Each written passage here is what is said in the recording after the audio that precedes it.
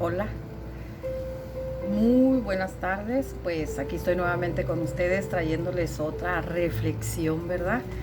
Espero que todos estén muy bien, que hayan pasado un feliz fin de semana con su familia, acompañados con ellos y que pues que lo hayan disfrutado, ¿verdad?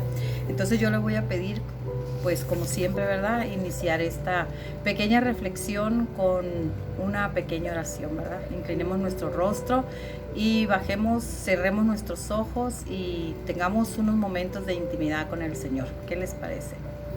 Padre Santo, te damos las gracias, Señor, una vez más por permitirnos estar en tu presencia, Señor. Bendice, Señor, cada hogar donde se recibirá este video, Señor, y sea usted, Señor, santificando cada corazón, cada persona, Padre Santo, a través de tu palabra. Bendícenos, Señor, y te volvemos a dar las gracias. Sigue sanando, Señor, por todos los enfermos de COVID, Padre Santo. Sigue sanando tu tierra y sabemos que tú eres Dios siempre y por los siglos. Amén, Señor, y amén. Bueno, pues aquí estoy. Traigo una reflexión un poquito, pues, que se ha llevado en muchas ocasiones a preguntarnos qué es lo que pasa, ¿no? Muchas personas comentan, dicen, especialmente los jóvenes de hoy en nuestros días, dicen que Dios es un Dios solamente para personas que no han tenido estudios suficientes, para gente pobre, para personas que no han estudiado, incultos. Y yo quiero hablar un poquito de los tiempos de Jesús. Quiero hablar de esos 12 discípulos que el Señor llamó. No voy a tocar así abiertamente todos los puntos bíblicos, se los voy a mencionar y yo sé que Iglesia Luz y Verdad va a estar ahí atenta, haciendo sus notas, ¿verdad? Tomando nota de lo que voy a comentar para ir a verificar que lo que yo les esté diciendo es verdadero, porque esa es la parte correcta. Nosotros podemos enseñarles, pero podemos equivocarnos también en la enseñanza. Entonces es muy importante que las personas tomen nota de los versículos de la Biblia que nosotros mencionamos como pastores y después ustedes ir a la palabra y comprobar que lo que nosotros les enseñamos es verdadero, ¿no? Entonces, pues, Ministerio Luz y Verdad, alisten su libretita y su plumita y a escribir, ¿verdad? Voy a empezar esta tarde hablándoles, aquí tengo las anotaciones, y les voy a empezar hablando acerca de Bartolomé. Bartolomé Natael, de acuerdo al significado de su nombre, significa hijo de Talmai. Él fue uno de los discípulos del Señor Jesús. Talmai fue el rey de Gesur y padre de Maca. Maca fue la esposa del rey David. Por lo tanto, se cree que Bartolomé fue uno de los discípulos de sangre real, era de la sangre real. Y esto lo podemos comprobar en el libro del Antiguo Testamento, segunda de Samuel, capítulo 3, versículo 3. También tenemos a Juan y a Santiago, dos hermanos que eran hijos de Zebedeo. Esto se encuentra en el Nuevo Testamento.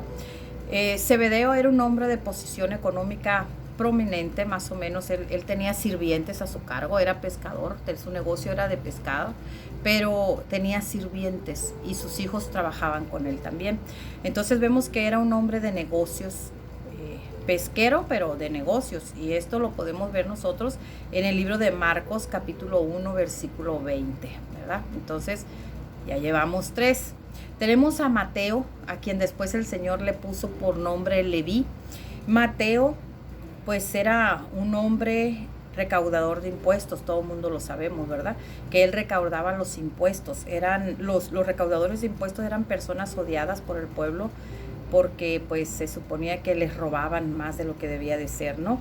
Y Marcos, esto lo vemos en el libro de Marcos, capítulo 2, versículo 14, en Mateo 9:9 y en Lucas 5, 27, 28. Nos comprueban que Mateo era un recaudador de impuestos.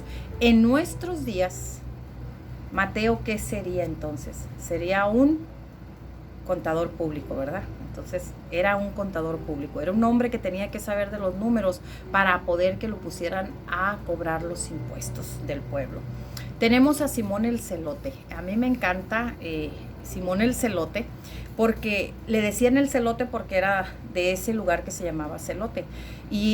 Normalmente las personas de este lugar eran judíos con un movimiento político nacionalista. Ellos luchaban por la nación, porque eran radicalistas militantes, tenían estilo militar. Su objetivo era una Judea independiente del Imperio Romano. Este Simón, que era guerrillero, militar, vino a hacer la voluntad de Dios sin ser forzado. Esto lo vemos en Mateo capítulo 10, versículo 4. Y voy a cerrar con los apóstoles, con Tomasito. Tomás Didimos se llamaba. Didimos, tenía dos nombres, Tomás y Didimos. Tomás era su nombre hebreo, porque era hebreo, y Didimos su nombre griego. La Biblia no nos dice si el papá era hebreo, o si la mamá era hebrea, o si el papá era griego o la mamá era griega. No nos especifica exactamente, ¿no? Pero esto nos enseña que tanto era un hombre que conocía de la ley, como también era un filósofo griego. O sea, tenía dos cosas. Entonces, pero esta filosofía que él tenía no le permitía a él, por su lado griego, no le permitía creer que Jesús había resucitado. O sea, era un filósofo, era un conocedor de la ley, era una persona muy estudiada, ¿verdad? Sí, Tomás. Inclusive Tomás estuvo en la resurrección de Lázaro. Cuando el Señor fue y levantó a Lázaro, ahí estuvo Tomás, estoy hablando de Tomás, perdón, Tomás Didimos.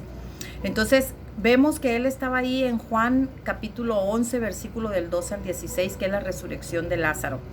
Pero era tan filósofo y tan en la ley del Antiguo Testamento, que lo vemos en el libro de Marcos diciendo que si no ve las marcas en las manos de Jesús y en el costado, él simplemente no va a creer nada. Esto lo llevó a que todos lo conozcamos con un solo nombre, Tomás el incrédulo. Él es Tomasito, el incrédulo, el que si no le ponía el Señor, si él no metía su dedo sobre las marcas en las manos del Señor, él no iba a creer. En nuestros días habemos muchos Tomases que no creemos, y voy a hablar especialmente por los jóvenes, porque los jóvenes dicen, lo digo porque lo he vivido, me lo han dicho a mí los jóvenes, que la religión y Dios es para los que no estudian, para las personas incultas, impreparadas, no para las personas que tienen un título, ¿verdad? Un título, un diploma de un doctorado, cualquier cosa de estas, ¿no? Entonces, esto me lleva a mí a que hagamos una reflexión en esto. Yo les quiero decir algo.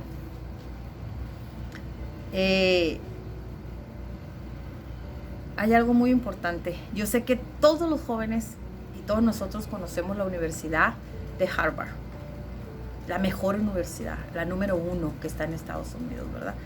¿Sabían ustedes que esta universidad de Harvard fue fundada por un cristiano religioso que se llamaba John Harvard?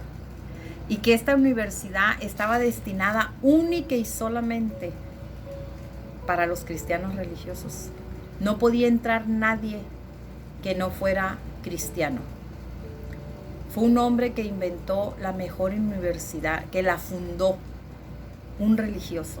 A veces nosotros pensamos que las personas que seguimos a Cristo tienen que ser personas que no conocen, personas que no estudiaron, que los pueden enredar muy fácilmente, dicen, con la religión, porque pues no fueron a la escuela, los pobres no saben ni leer, dice mucha gente, ¿verdad? Entonces, yo les quiero decir algo. Volviendo a los discípulos del Señor. Aquí vemos un hombre de la realeza. Vemos a jóvenes que tenían sirvientes a su cargo. Vemos a un contador público. Vemos a un militar. Vemos a un filósofo. Y todos ellos al servicio de Dios. Hoy en nuestros días nosotros tenemos hombres y mujeres que son psicólogos, psicólogas, químicos, doctores, licenciados, militares, contadores, enfermeros y etcétera, etcétera. Me puedo pasar toda la tarde contándoles los diplomados que pueden tener todos estos hermanos que están al servicio de Dios. Entonces yo quiero y puedo continuar mencionándoles muchos títulos y muchos diplomas de personas que están al servicio de Dios. Pero yo quiero en esta tarde invitar a los jóvenes y a los no tan jóvenes y a los jóvenes con años acumulados, como yo siempre he dicho, que reflexionemos. Dios es un Dios sin distinción. El Señor no distingue, no nos escoge por posiciones económicas, ni por estudios tampoco. Para Dios no hay limitaciones. Para Dios todos somos iguales. Y saben algo muy importante que yo quiero que sepan. En esta pandemia no solamente han muerto pastores y cristianos. En esta pandemia no han muerto solamente pobres. Han muerto ricos. Han muerto doctores. Han muerto enfermeras, licenciados. De todas las clases sociales, no solamente ricos y pobres, artistas, jóvenes, ancianos, niños. Ha muerto muchísima gente. El Señor no ha distinguido, no distingue ni va a distinguir jamás, no va a ponernos distinción. Él solamente está ahí. Dios no nos necesita a nosotros, no nos necesita para nada, pero nosotros sí necesitamos de Él. Entonces, yo los invito a reflexionar, a que pongamos un poquito de atención en esto, ¿no? Si en los tiempos de Cristo el Señor llamó a todo tipo de hombres a su servicio y ellos lo siguieron, en aquellos tiempos tan difíciles, mucho más difíciles que hoy en día. Hoy tenemos la libertad de expresión, hoy tenemos la libertad de religión, hoy tenemos todo ese tipo de cosas que están pasando y Dios sigue siendo el mismo Dios.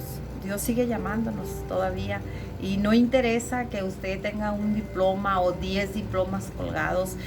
Nuestros superintendentes de nuestras congregaciones, de nuestra asamblea, de nuestro concilio, tiene muchos diplomas para poderlos, pudiera decir yo, presumir o decir por qué tengo que estar yo dentro de una doctrina o siguiendo a Dios cuando yo me he esforzado tanto para tener todos estos diplomas.